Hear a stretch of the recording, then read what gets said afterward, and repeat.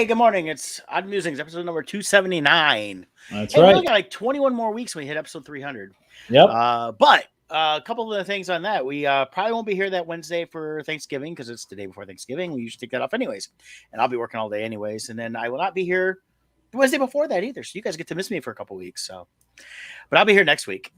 Maybe going down to Florida? Is that what you're Yes. I'm going to go see Nice. my dad and my sister and them for a minute. And then they launched the Christmas stuff at Universal. And that's one of my favorite times of year to go there. So I'm going down. doing? Awesome. And take my last vacation before the holidays kick off and I start working straight through them all. I'll be shifting the whole time as much as I can. So if you're in the Ann Arbor, Dexter area where I shop and you like to place orders, place tons, I need the money. Right? I need to work. I need the jobs. Well, we all need the money.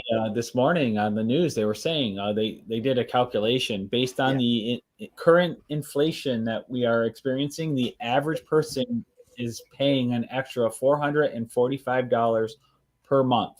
Just on basic bills between gas, food, $445 a month. Mm-hmm. That's a lot of extra money. I believe it. The cost of so much stuff I deal with, even though I don't pay as much attention to the prices people think I would, the things I do notice are really going up. Eggs. I used to be able to get the Penny Saver Meyer eggs for under $1, and they are as much as the regular eggs. In fact, organic eggs are almost as much as are also the price of the regular eggs. So so it's like. I got organic the last time because I was like, well, I've been liking some organic when we traveled. We've had them a couple times, and I was like, okay, well, I might as well get the organic one since it's just the same price. So, well, hamburger, what's that? $6 a pound or something like that? Something like that. Yeah, it's up there. So it's getting crazy. You gotta watch the sales and plan for that stuff, and it's just crazy. Meats are out of control. One thing I will say is this: they're starting to get turkeys in. Get your turkey early. If you get a frozen turkey, throw it in your freezer, make room. They're saying there's gonna be a shortage, and I'm seeing the shortage in the lack of amount of ground turkey that they are getting in, the fresh kind, not the frozen kind, the fresh. So I'm seeing that. So I think that is a correlation. That is my speculation on this. So I definitely recommend you get stuff sooner than later for your holidays because it's going to be it's gonna be an interesting year. I mean, I'm seeing things now, but who knows if it'll last. So, Make no mistake, this is not a food shortage. We don't have a supply chain issue. It's called an embargo. It's what happens when your enemies are shutting you down. Unfortunately, our enemy is running our country. Well, and there's a lot of that going on. Yeah, so it's definitely not nice out there. So no, it's not. It's going to get uglier too. Based on what interviews with farmers 2 months ago. They were saying next year, this time, it'll probably be double the prices for food. Yeah. That's what the farmers are saying based upon the cost they're incurring now. Well, yeah, their fuel costs have gone up. The cost of feed has gone up. Yeah, things like that. Amounts. So, yeah. Morning, Kevin. I'll get to see Kevin tonight. In the house. Me too. In fact, we're doing a Bardstone meet and greet tonight. No one else is invited but the three of us. But if you happen to find us out and about, you want to buy us a beer. I will amend that for a donation of $10,000, you can be a guest in our Bardstone meet and greet. There you go. $10,000. We'll cover your meal. Yes, but just so you know, photo opportunities are only $25 a pop. Yes, unless you pay the $10,000. No, that's on top of it. That's on top of it. Okay, on top. Yeah. No, we got to do like the celebrities do at the shows. You got to pay big bucks for everything. So. Hey, we got comic books to print, guys. You need to fork up some money for it. So yes. But hey, we've got some business to take care of. Then we're going to get into a fun show today.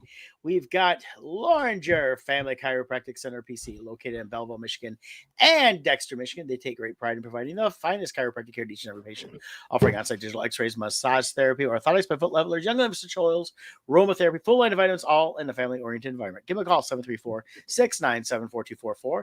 Visit them online at LoringerFamilyChiropractic.com. We have a link in on Musings for you, as well as their fun Facebook page, which is right here. Find them at Loringer Family Chiro, and you can give them a call, and then check out some of the stuff they have available, stuff like that. And it was Dr. Lisa's birthday there, so she just had a birthday here, and we will not reveal her age because you do not tell a woman's age. So 21, yeah, I'm sure. But hey, that's it for our sponsor there. Day one, we do appreciate them. That's right, and we also have Team Titans Real Estate. Why? Because you matter. That's right. You know the pitch. We utilize the latest in tools and technology to maximize your home buying experience. But at the core of it all, we never forget it's a people business. That's why we put you first. One thing I want to highlight is the I have a bunch of experience as a realtor. I got my license back in 2002. So 20 years I've had my real estate license, and I've done a lot of sales, and there's a lot of great realtors out there. But one of the things that helps put me above the rest is my background in art and marketing and communications. And part of the job of a realtor is to market your home to get the highest possible price for you. But some we just did a showing the other day. Of course, the way it was listed, you thought this house was amazing. The pictures were spectacular. And so when we arrived, we go inside, we're like, holy crap, this house sucks. It was so bad. I don't know if they photoshopped the pictures or what. But here's the problem. Part of marketing is knowing your audience. Who are you selling to? When you make a house, if a house needs a lot of work and your actual target audience are people who want to do fixer-uppers, who are looking to flip your home, or they want to do the fixing up and put the sweat equity in and then live in the home themselves. If that's your target market, you don't market the home as though it's this amazing home, move-in ready with no issues. Because what happens is the wrong audience shows up.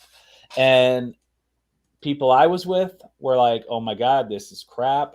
I could overeat. A ton of people turned out for this house because it looked so amazing online.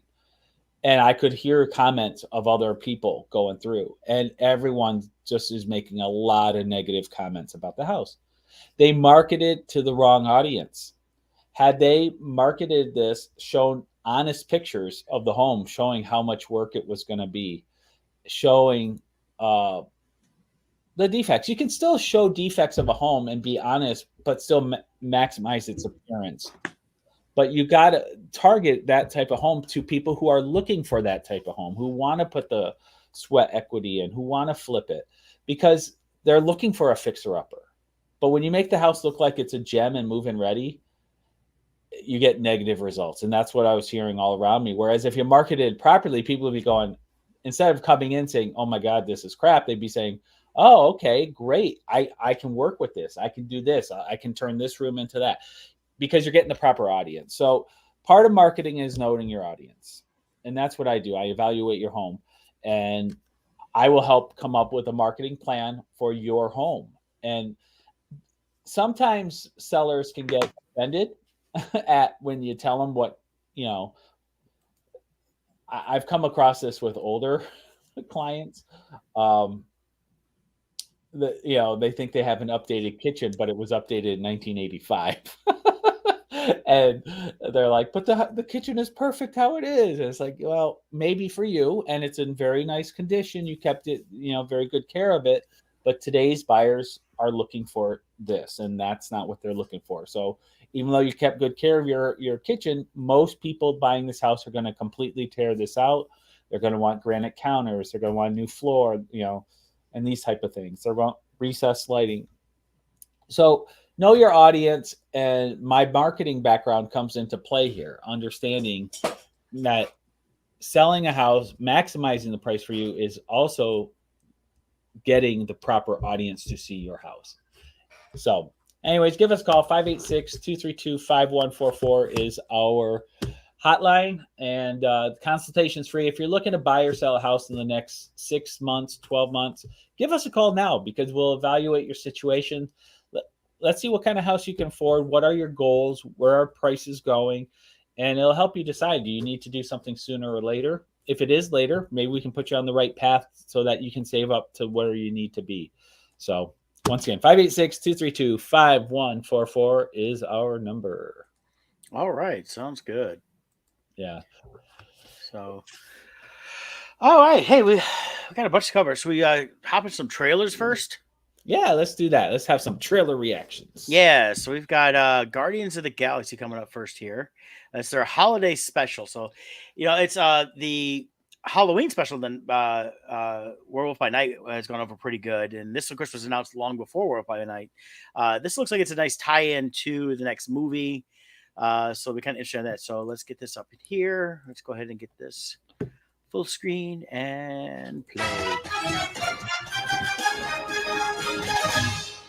I like the special presentation. Yeah. I just saw on the calendar that right now on Earth, it's almost Christmas time. We don't have time for trivialities like Christmas. But Peter's so sad about Gamora being gone. Maybe if we go to Earth for a really wonderful Christmas gift, it would make him happy.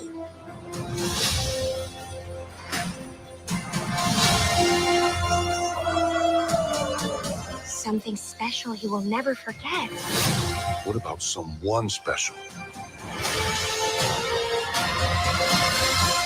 We're looking for the legendary Kevin Bacon. We're looking for the legendary Kevin Bacon. I just said that, Drax. Your voice is small and mousy. I think maybe he didn't hear you. You're coming with us as a Christmas present.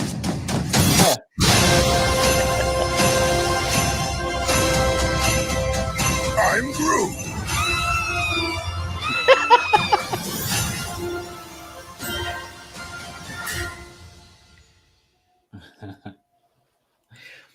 So this is kind of like what was the comedy movie they kidnapped Neil Diamond to sing? Oh yeah. Say It Ain't So, I think it is. Is that it? Yeah, but they kidnapped Neil Diamond to sing at the wedding. Yeah, that was I see that one long. That was a funny movie. Yeah. Yeah. So there's kind of elements of that where they're kidnapping Kevin Bacon to bring him to Star-Lord. Yeah. That's awesome. That was my first time seeing the trailer. So Saving Silverman. Sorry, I had to make sure I had the right movie. Saving Silverman with Jack Black. Okay. There we 2001. Yeah. Geez. That was so fun. So you hadn't seen this trailer yet. Yeah, that was my first viewing of the trailer. I really like it. Yeah. I wonder if holiday specials are going to be a new thing, this special presentation type thing. I personally think it's a great idea to have a little fun with some of the characters out of the normal element. They can even have stuff that may tie in. Because I mean, they're mentioning like Gamora's still not around. Real quick, we saw Groot, and Groot's bigger in this one. Yeah, too. He sprouted. Yeah. What now, Gamora? So last we saw Gamora, it was the Gamora from the old timeline, because current timeline Gamora passed away. Yeah. And they did the time thing where Thanos from the past came to the present to fight in Civil War, Infinity War. Yeah. They never explained what happened to Gamora, did they? Not yet. Old Gamora. So yeah. Maybe we'll get an explanation here. I'm thinking we'll see something in this about that, as well as it'll tie into the movie that comes out in February. Is it February or March? Is it February? No, Ant-Man's February, which we'll talk about that here next. Yeah, I think it's May. Okay. So, yeah, Guardians is going to be the big summer release. For Marvel next year. In the words of Justin Timberlake, it's gonna be May. Yeah, May 5th. Yep. But yeah, I like the trailer. I think it looks fun. I like it looks like it's mainly going to be Drax and Mantis, I think. Everybody else is going to be a little bit smaller, like bookending it almost. And I like the fact they're going after Kevin Bacon. It ties into Star-Lord's comment telling the story of Kevin Bacon and Footloose. Yeah. Early in the first movie, I think it was. And and they did carry it over. They brought up Kevin Bacon in the second movie too, I believe. Yeah. So that's good. But I like it. Introducing Kevin Bacon and he's running for his life. That should be fun. I like it. Yeah. I look forward to that. That's coming in November 25th or something, right? November something. Yeah, it's around Thanksgiving. So okay. Very good. Get you guys a date here real quick since I got my thing up there. November 25th. Yep. So it's the weekend of Thanksgiving. So that should be good. So. It looks very fun. So that's good. Yeah. So now we've also got the new. Well, they also dropped it. I didn't realize they're coming out with this so fast. They just dropped it. It's the Ant-Man and the Wasp: Quantumania. Mm-hmm. So this is the third installment for this series of movies. So let's take a look.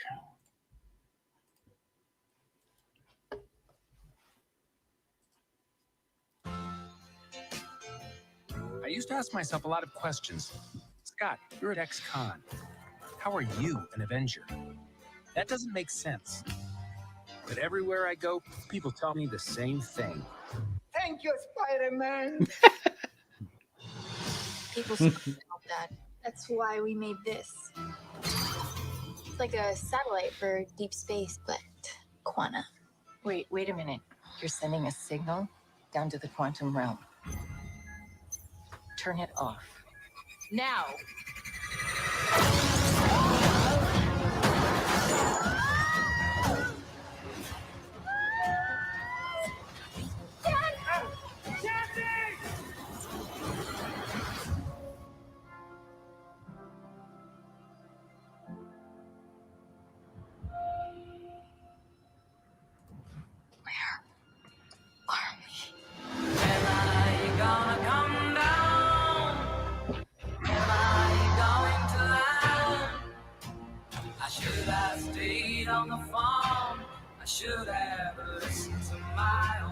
It's a secret universe beneath ours.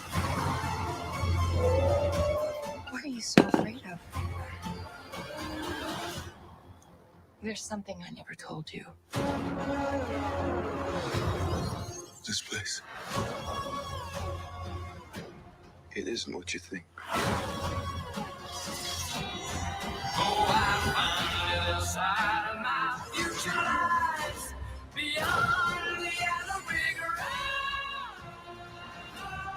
I can get you home.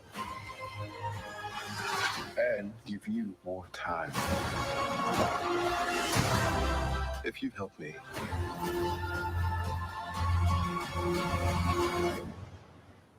So, what's it gonna be?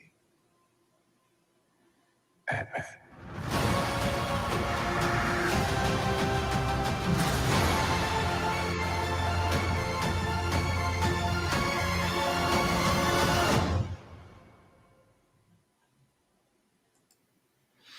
All right. Now, so we see all three in suits there. So I'm wondering, we have Ant-Man, the Wasp. Is she the Gnat? Natalie? I don't know. Maybe Natalie. I'm trying to think another bug. I mean, she doesn't have to fly because it can't be the fly. It could be the Gnat. The Gnat. Yeah. Larva. Yeah. I don't know. It looks interesting. It looks fun. It looks like they're tying in the TVA stuff from Loki. Yeah, hopefully for me, this phase 4, the problem with phase 4 for me is just how disjointed it's been. Now, part of that, I think, probably is a combination. Part of it, I think it was COVID, the shutdown and the production. So things end up being produced at the same time versus in order. But Feige at the time, I remember him announcing how they weren't going to make the movies join together. And I think they're learning that that's, whether on purpose or mistakenly, I think they're learning people want a cohesive storyline. And I think Quantumanium, hopefully with Kang, we're going to start getting that larger story that will tie. Yeah, I keep thinking that a lot of the stuff he said initially was more of a distraction. Like, oh no, they're not going to be tied together. Just watch me. But they're actually tying everything together, making it a more cohesive story. They're bringing stuff together. So the real question too, though, is so now that we get Kang. Yeah. The obvious question becomes: will this tie into Loki? When does Loki season 2 come out? That should be next spring. So it's after Ant-Man comes out. I'm gonna check. I'm pulling it up right now. October 10th. They had an article here. Let's see if it gives a release date. Confirmed a release window. Summer. So this will come out first. Yes. So what might do. I think what we're seeing here is this will come out, and then Guardians will come out, and then Loki coming out will probably tie into the next segment of stuff going on. So here's my prediction time-wise. Loki season 1, we met the guy who, I forget what they called him, the end of all things or whatever, the version of Kang. And he was saying he was keeping Kang trapped. Like he was protecting everyone from Kang. Yep. That version of himself. And the end of Loki season 1, he dies, and then we see Loki time travels, and we see Kang took over. So I have a feeling the end of Ant-Man Quantumanium is when the other version of himself dies and Kang is set free. That's what I'm going to. So we won't see Loki in this. or the TVA. I don't think. Not directly. I think though. I don't know if we'll. I think what we're seeing there was the Kang they showed.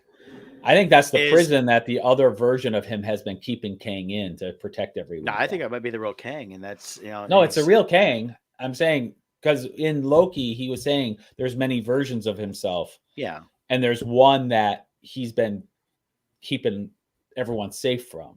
Yeah. So that's all I'm saying. All I'm saying is in that quantum realm they're in, though, there's a whole universe going on there because that's what we're seeing there. Plus, it looks like they're in the Upside Down. That one creature. Yeah. Yeah. So I look forward to seeing it. I'll go see it for sure. I'm more excited for that than I have been some other stuff recently, even though I went and saw them. So somebody did post a side-by-side though of this trailer with Spy Kids, and it does look very similar. Robert Rodriguez doesn't know how to cut a movie, that's for sure. So, but hey, is Robert Rodriguez doing this one? No. Okay, it's just he's a good director. So yeah. Before we get into Bard Show stuff here, real quick, did you see the DC announcement? Oh yeah, got James Gunn and Peter Safran. I'm going to share this picture. I just like the picture of the Peter guy. James Gunn, I think he's been of the stuff he's so far done with DC. I've liked it because he actually can tell a better story. But the other guy I'm looking at going, that smile on the face, he goes, I'm just going to foobar this up even more. So, but they're going to leave the film, TV, and animation division, which with that to me means they're going to try to, I'm not saying they'll succeed, just try to actually bring all three together and have more of a cohesive flow with everything going on. Probably similar to what Marvel's been trying to do through their Disney Plus stuff and things like that. Yeah. It's going will to they fail. Succeed? It's going to fail. I already know. But when they put Jeff Johns in charge of DC, that was going to be the saving grace. And there was no one with more history or knowledge of DC. But at the end of the day, Warner Brothers Studios ruins it. That's the whole thing. The thing with it is Jeff Johns didn't get to do what he wanted, and it was still the committee of they. But here's the difference from that to now, and that's why I'm interested to watch is this is happening as the merger is finalizing between Warner Brothers and Discovery Plus.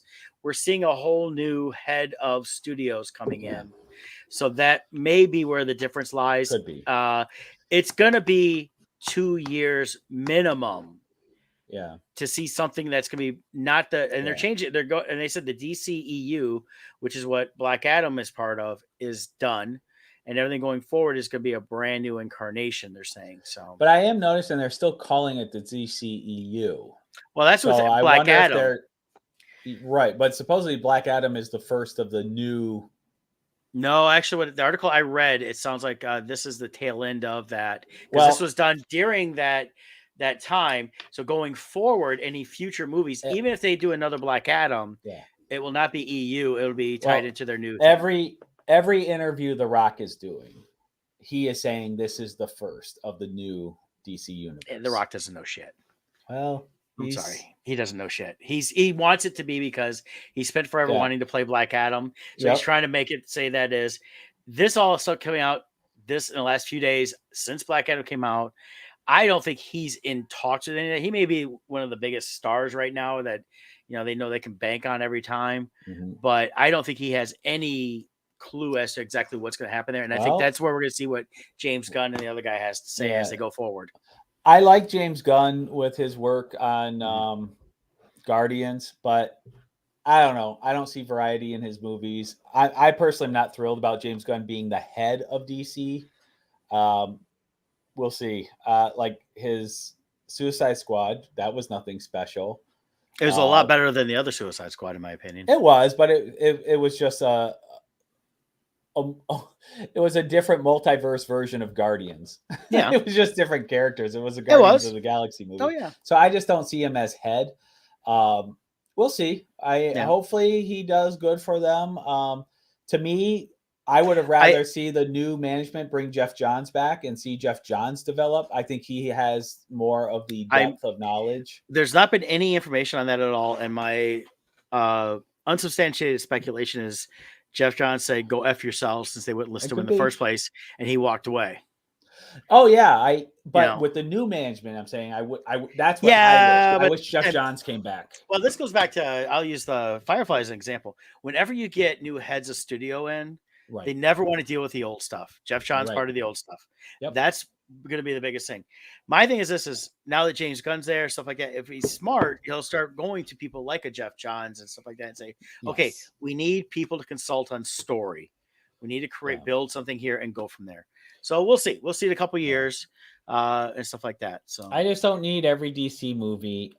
Like, we got the Zack Snyder effect, which we'll get into Black Adam later, but I'm tired of the slow-mo DC stuff. And Yeah. Peter and James Gunn, he needs at least 5 slow-mos of people walking in slow motion as an explosion happens behind them in every movie he does. Like, enough. We don't need that. It's cool when it happens sparingly. We don't need it 5 times in a movie. Yeah. No, it gets overdone, and there's a lot of that. So we'll talk about that, but let's cover good story right now. Yes, DC, call us if you want good stories for your universe. There you go. We've got Crimson Shadows issue 4. We're at 2,300. We're only 200 away from the unlocking the next stretch goal. We've got issues 1 through 3 available on there as well. Also, what I did was we have a starter pack. It was an early bird special. So for those of you who have not gotten any of our stuff before, you get issues 1 through 3, along with the novels of Frankenstein and Dr. Jekyll, Mr. Hyde for $60. You save a boatload of money in the starter packet, and these plus issue 4. So if you have never read Crimson Shadows, I've reactivated that. There's only 6 packets left. So it's first come, first serve. But if you want to jump in heads first, go do that. We have a huge return rate. People love the product. They love the artwork. The interior art's amazing. The cover art's amazing. The story is amazing.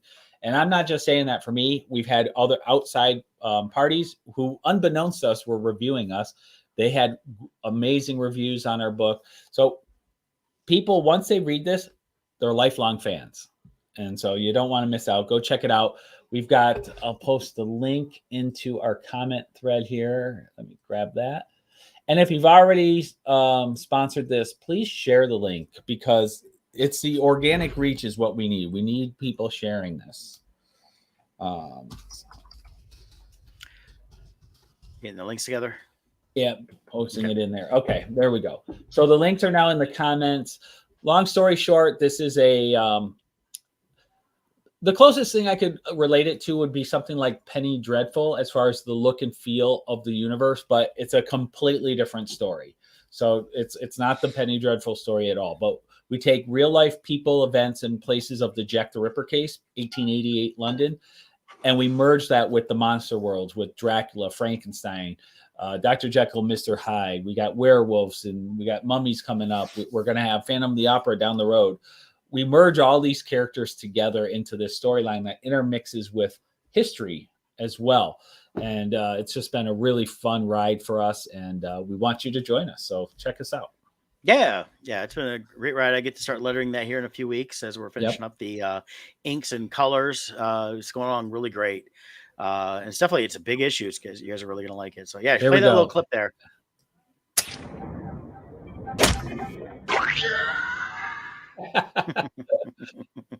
So this is a couple of different panels. Kevin Minert, our inker, he put these together and did a quick animation, and then I threw some sound effects over it.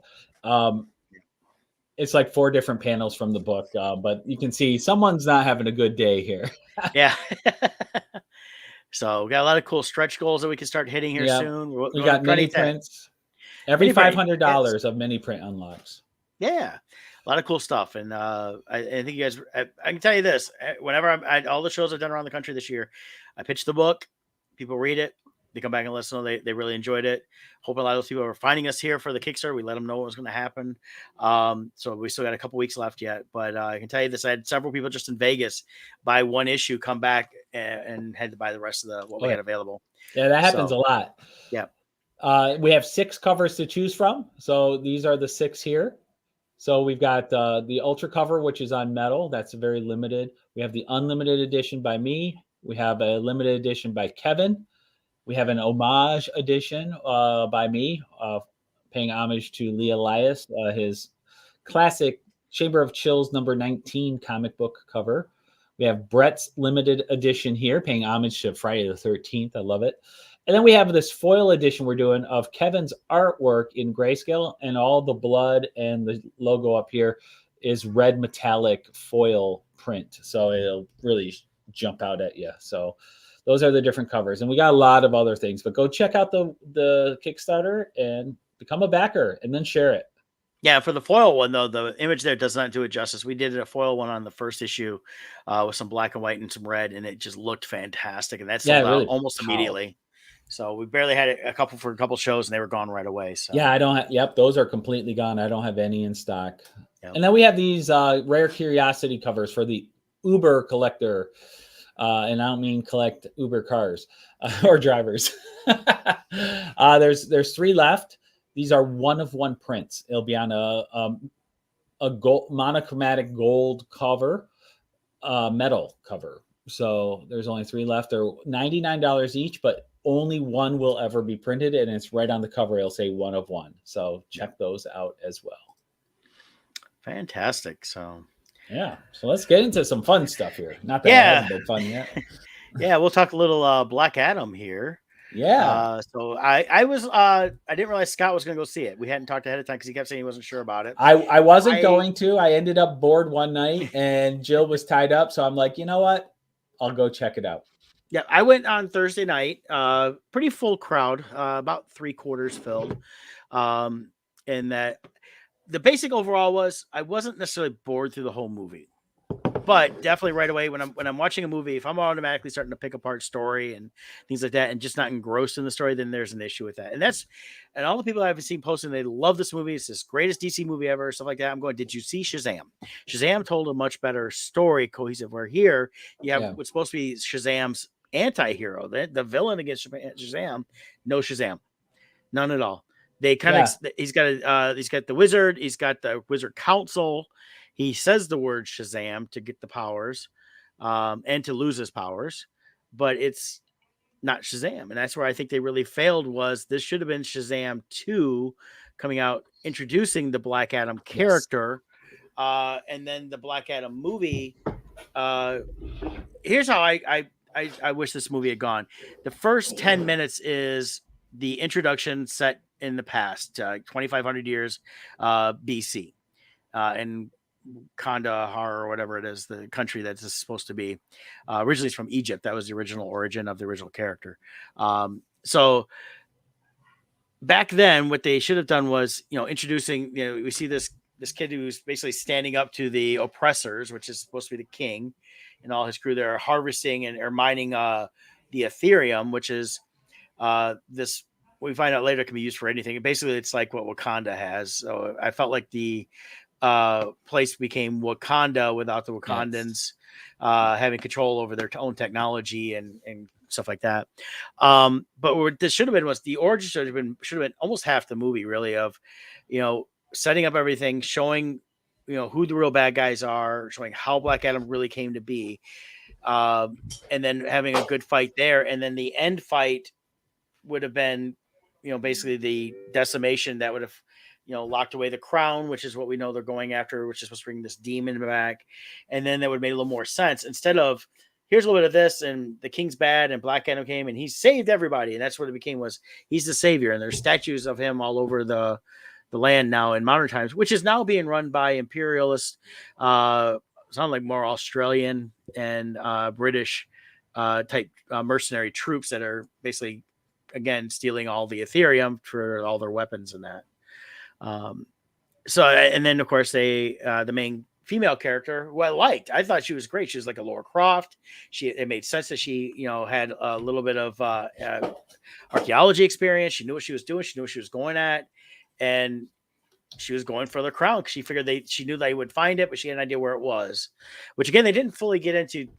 She kind of they kept revealing more stuff on how they knew stuff as the whole movie goes on. And that's where I think they really started to fail, was they kept changing some stuff along the way of what they had said originally in the movies. So, what do you think, Scott? Yeah, I thought this movie sucked ass. How's that?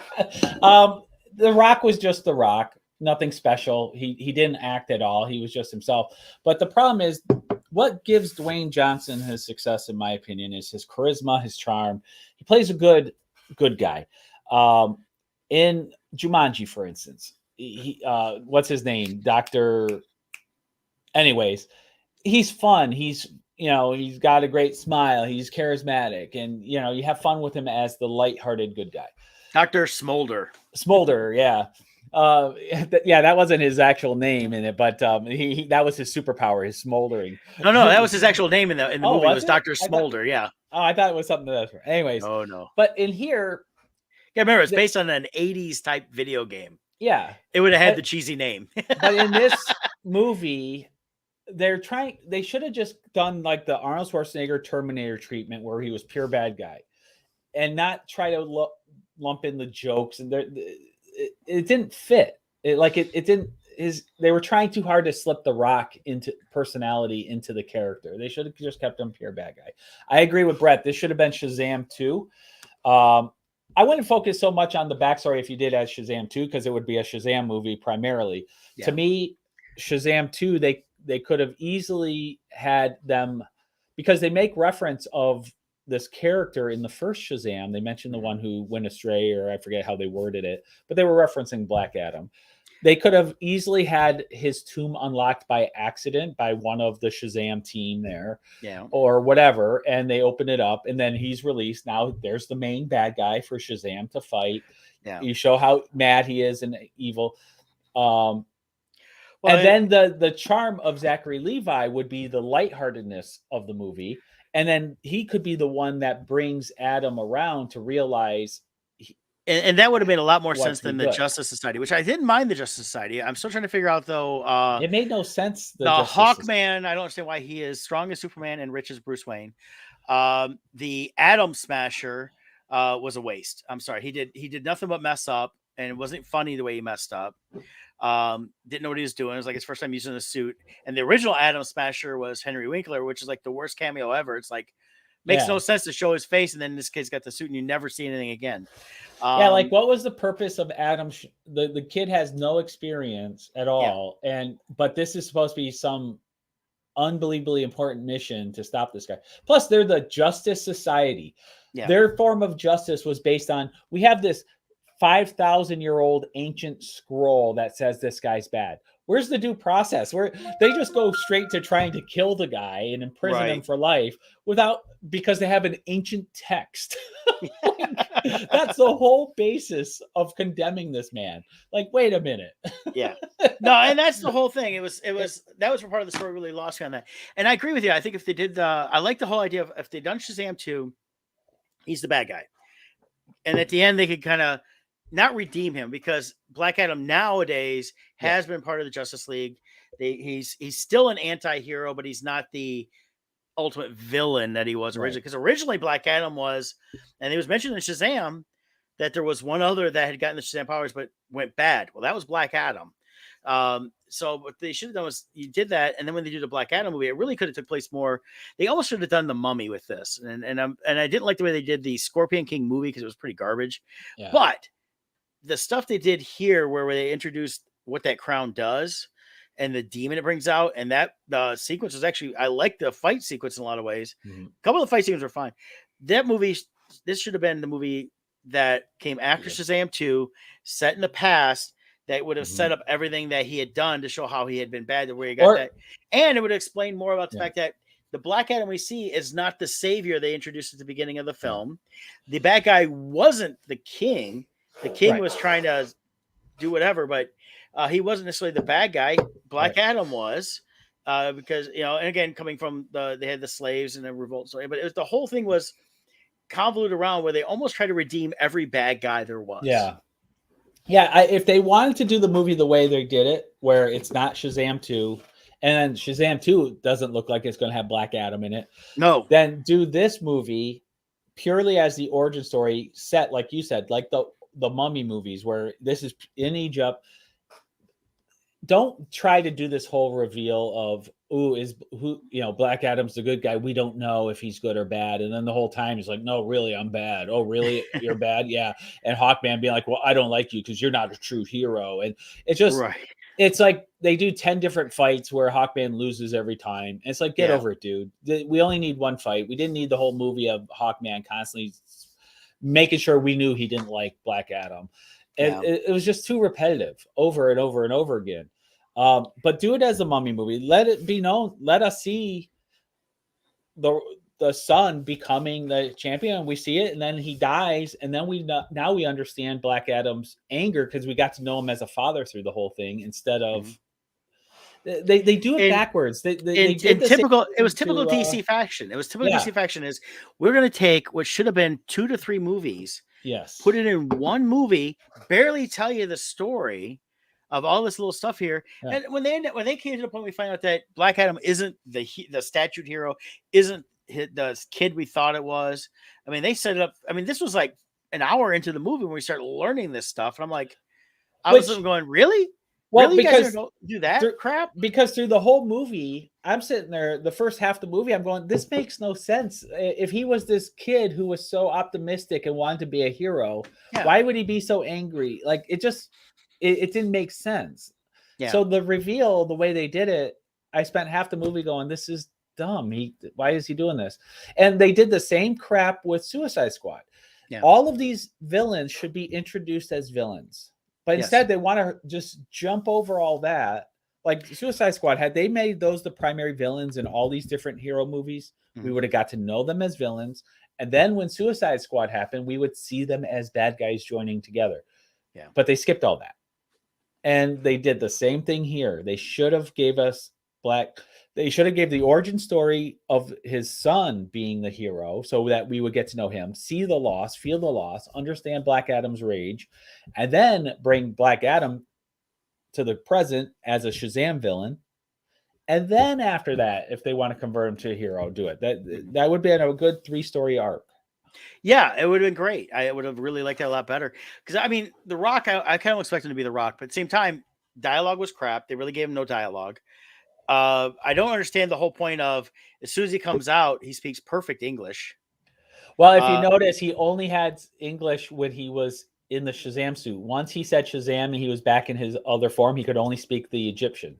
Yeah, they should have kind of explained it a little more. Evidently, the Shazam power gives you all languages. I think they should explain that. Yeah, I guess so. And that might be part of the suit's power where you can talk to anybody. But it was a lot of that stuff. And I'm sitting there thinking, okay. And then the whole thing with the kid. Trying to teach him to be funny and have a catchphrase. And they spent too much time throughout the 45 minutes within the middle of the movie of everybody go, well, he's our hero now. He's our hero. Nobody knew who the hell. They go, oh, yeah, we know who Black Adam was because of this, but the statues, but he's destroying your city all of a sudden. He's not liberating you and he doesn't care about you. And I know. And you guys are going, he's our hero. He's our hero. We've wanted our own hero. You heroes have left us alone here. And it's like, oh, and that's where a lot of, again, bad storytelling, bad, script writing, bad dialogue. I mean, we don't need the kid trying to teach him how to be a hero and have a catchphrase, next time tell him the Men in Black said, no.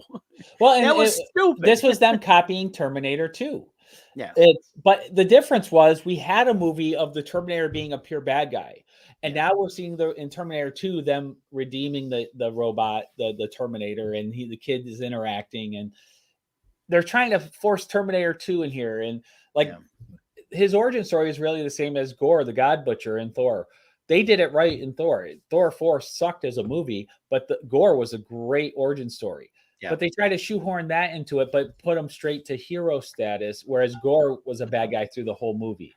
I just kept seeing all these other elements coming in. But so my other 2 complaints are, going back to the slow-mo, they managed to out slow-mo Zack Snyder somehow in this movie. It was ridiculous. Yeah. And then you have an actor who is an athlete. He is truly a physical athlete. The choreography sucked. They had him floating around all the time and just looking and going like this as he floated through screens. Yeah. And it's just like, you have this physical actor and your choreography is him just floating around. It sucked. Yeah, no, and that was ridiculous because really most of the stuff was, shooting lightning and stuff like that, and then or he could easily just do Yeah. nothing. But there was no real good fight scenes. I mean, there's some couple good actions. I like the dealing with the demon at the end, but again, it wasn't necessarily a great fight scene. It was the best one they had in the whole movie. Yeah.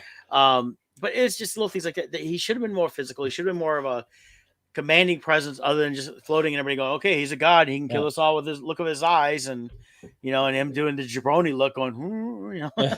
Well, and the bad guy at the end. What is with DC needing to give us a horrible looking CGI villain at the end of all their movies? Yeah.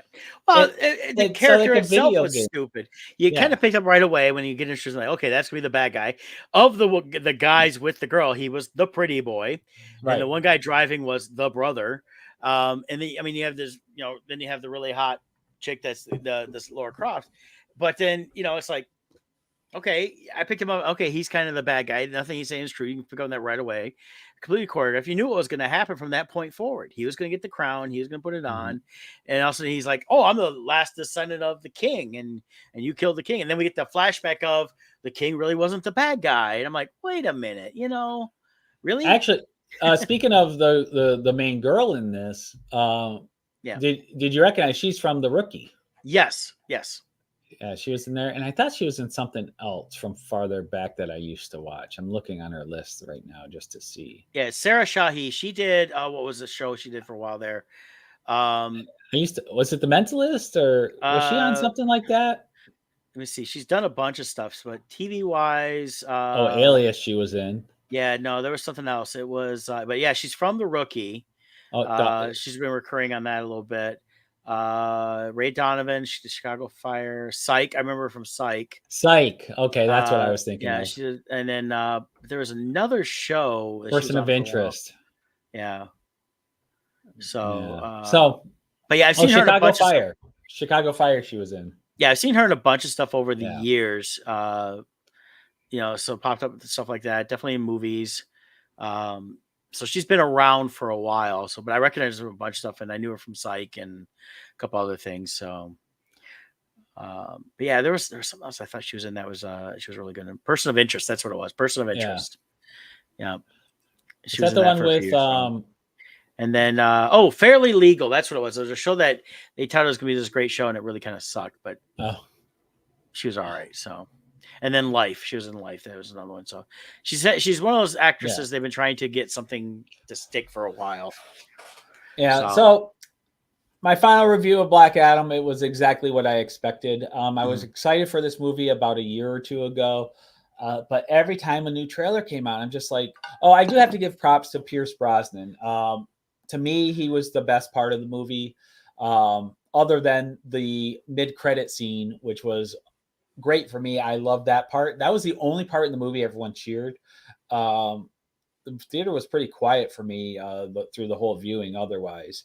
But the appearance at the end really, I think we can reveal it because the actor himself revealed it. Well, yeah, we've been telling the whole story on this, but we get, and that's actually the best part of the whole thing was we get to see Henry Cavill as Superman again. Yes. But again, another dumb way of bringing stuff around is here's this Justice Society run by this group. Like, we have our own alien to whoop you if we need to. And would Superman be working with Waller? No. That made no sense to me. No. I'm like, really? Waller is sending Superman? Yeah. No. So that part I didn't. Yeah. I would think Superman would be very opposed to Waller. And then the whole Hawkman thing. There are hardcore Hawkman fans who are thrilled Hawkman is in here. Yeah. And he looked cool. They did a great job with the design, the actor they chose.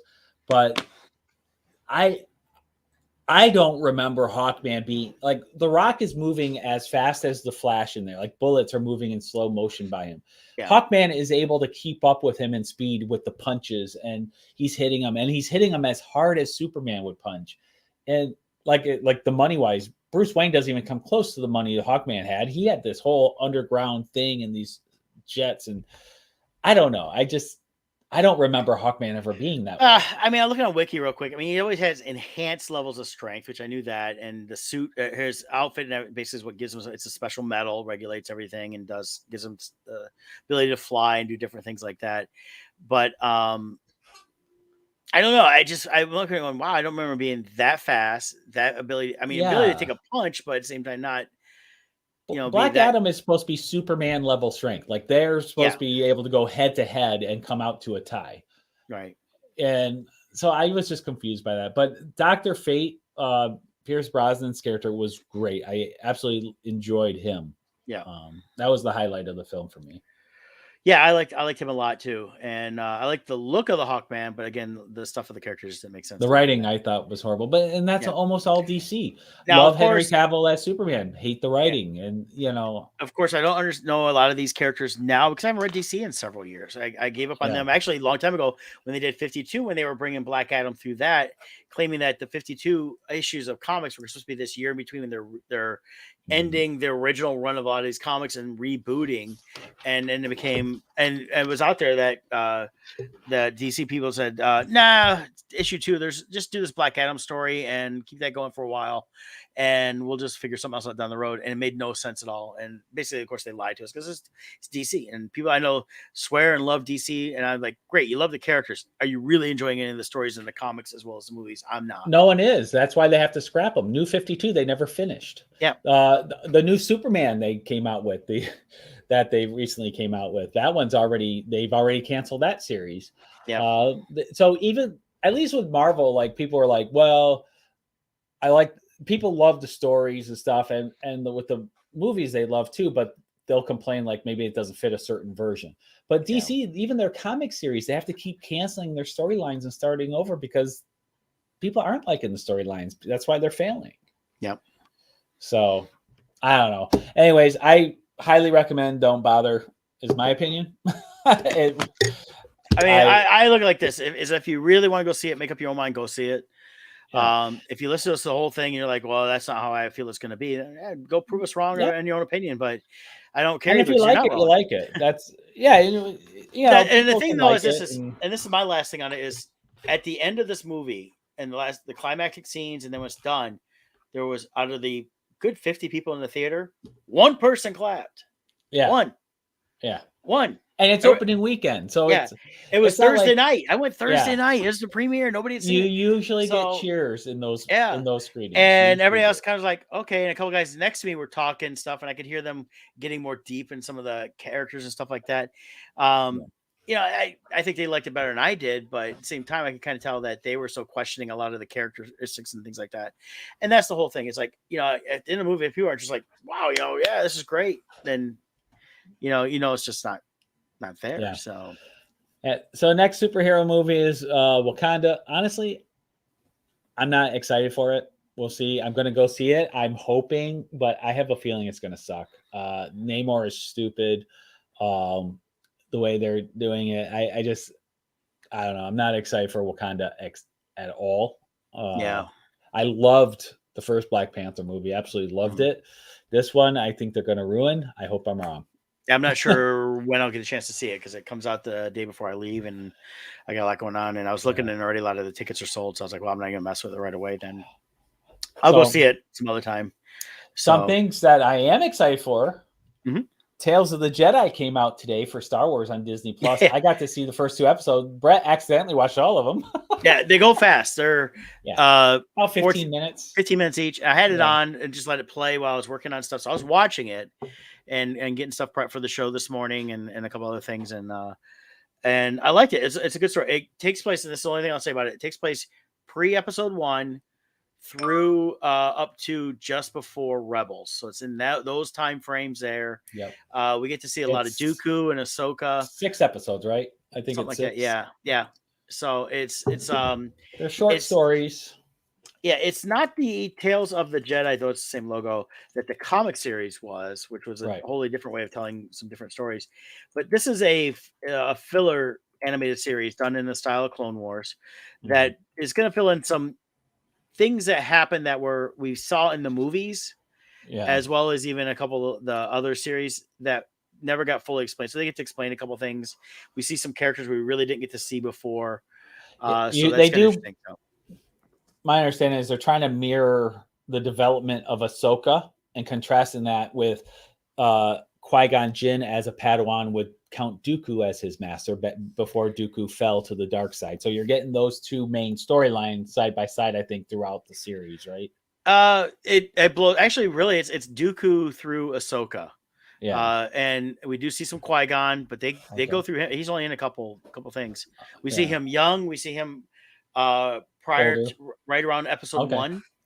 And then we see Ahsoka born, and then Ahsoka become a Padawan, and then Obi-Wan and Anakin when he basically takes her on as his Padawan. Okay, cool. Some ties in there. So I think it was a fun little series that fills in some neat looking gaps, and I enjoyed it. So definitely. Yeah. I'm looking forward to finishing up. I'll have that done by the end of the weekend for sure. And if you're a fan of the Clone Wars animated series, this is a Filoni project. It's that same style of animation. So I really enjoy it. So. Yep. And then other Star Wars is Andor. Yeah, and we gotta be running brief. out of time. Yeah, running out of time here, but I want you guys to know it's the last episode was a neat little change of pace. We're seeing him as he's post robbery. He wants to save what he calls his, basically feels his mother. She doesn't want to go with him. And so he kind of goes off on his own, and we see him on a beach. He's kind of relaxing. Things are going on. And then he gets arrested as part of causing a disturbance against the Empire. And he gets sentenced to 6 years. Yes. Did you know who that shore trooper was that arrested him? No. That was a cameo appearance by Sam Witwer. Oh, okay. That's cool. AKA Darth Maul's voice for the animated series. Also a Star Killer in the Force Unleashed video games. Yeah. So he played that shore trooper. Yeah. So I think next week we'll cover a little more in that episode plus today's episode. I think they really go hand in hand.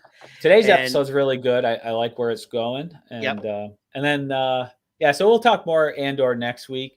And then we'll have to sideline our other story, which is the Game of Thrones finale. Oh yeah, gosh, we ran out of time because we ran out of time. But great finale. Loved the way it ended. The whole season I really enjoyed. I think the payoff was worth the time jumps. I think it was smart of them to do the time jumps. At the time, I felt it was like, I hate time jumps. But now they've built up enough foundation that the payoff, the end results of the finale, I think has a lot more impact because of what they showed. So, oh yeah, definitely looking forward to seeing next season, which won't get till next summer sometime. But yeah, next Wednesday, guys, since I'll be around, we'll cover Andor 2 episodes as well as the Game of Thrones. It actually gives people a chance if they haven't seen the Game of Thrones finale for whatever reason to watch that, or maybe go binge the season. It's not bad. It's worth binging. And then we'll cover some other fun stuff and keep you updated on the Kickstarter. So watch out for that. And then this weekend, if you're coming out to the Baltimore Comic Con, make sure you come find Kevin and I. We are set up under our names. We have all the Bardstone books available, as well as my Boomtown Press books, some limited art stuff. And come support us. And if you're supporting the Kickstarter, stop by and let us know. If you come by and you haven't supported Kickstarter and you want to take a look at the books, come talk to us about it. We'll give you the full pitch. And who knows, maybe if you support the Kickstarter, we'll do something special for you. Not promising anything. We'll legal. Well, something legal we'll do special for you. Yeah. Don't worry. It'll be legal. It won't be. Support the Kickstarter. So, hey, we'll see y'all guys next week. Take care. Adios.